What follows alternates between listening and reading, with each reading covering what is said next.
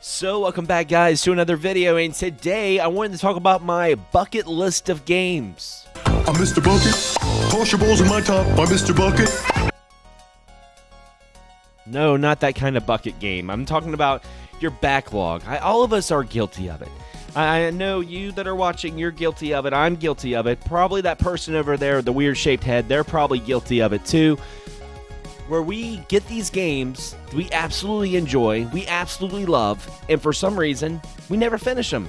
We get sidetracked with other things in life, or maybe we buy another game. And matter of fact, there's times that I've bought a game, and while I was holding that game and I was going to the cash register to go buy it, it was like that other game was on my shoulder, like, "Why haven't you finished me yet?" And what's crazy is I made a video similar to this a couple of years ago, and honestly, I didn't go back and watch that video.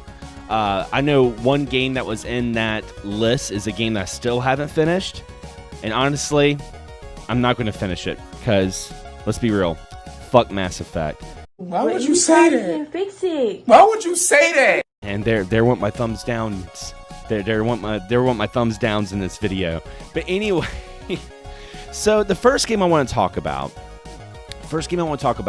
is Dragon Quest XI. And you know what? I feel bad admitting that I haven't finished Dragon Quest XI because I absolutely love the Dragon Quest series. As a matter of fact, I mean, just a couple of weeks ago, I was talking about the celebration of their anniversary, and I just love the series. It means so much to me. And I played the demo on the Nintendo Switch, and here's the funny thing. I played the demo, which is the first 10 hours of the game.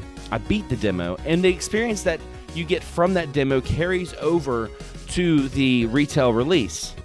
Great idea. I wish more demos did that.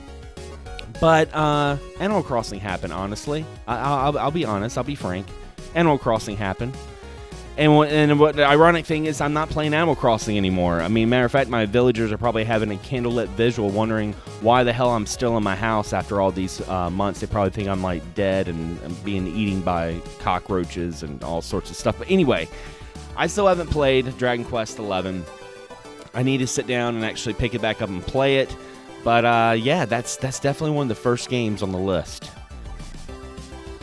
Now, the next game I want to talk about was a game that really allured me for years because my friend Anthony is a huge fan of the series, and I remember listening to his podcast back in the day, and they'd be talking about the game, and this the way they talked about it made me go, oh man, I really want to play this. But unfortunately, it was an exclusive on the PlayStation Vita. It was also released on PlayStation 2, but that version isn't as good. You want to play the definitive, you gotta play it on the Vita. Until now, as of last year, it was released on Steam. What am I talking about? I'm talking about Persona 4 Golden. Persona 4 was such an amazing game. I remember I downloaded day one. I played it for like 5 or 6 hours straight. I sat there and I was just playing it. I was being immersed in the music and the relationships, the social links, the murder mystery, the sci-fi, the occult. There was just so much to this game that I was like, man, this is freaking awesome. And I don't know what happened.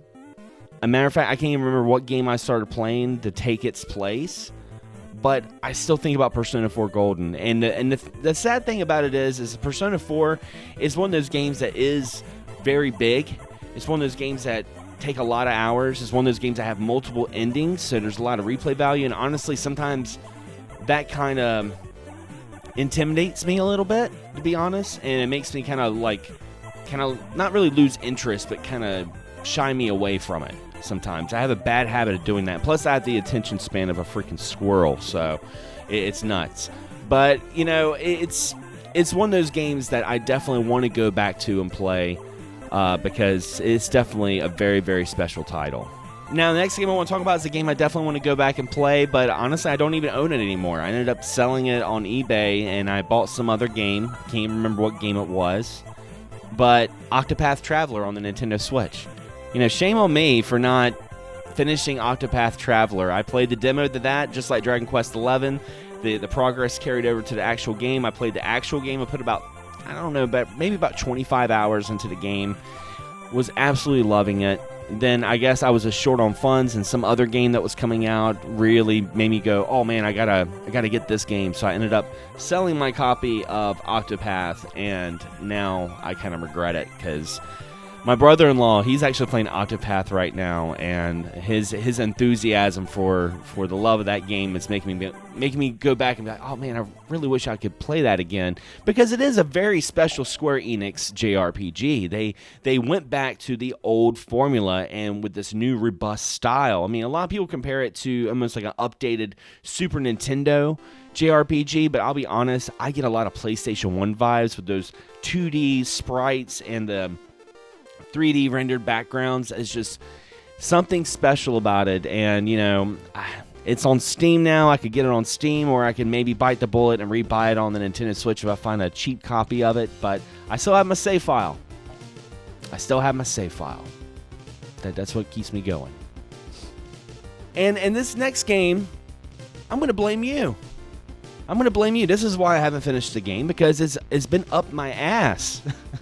It's been up my ass for the past month, and for some reason, it killed my drive to play the game.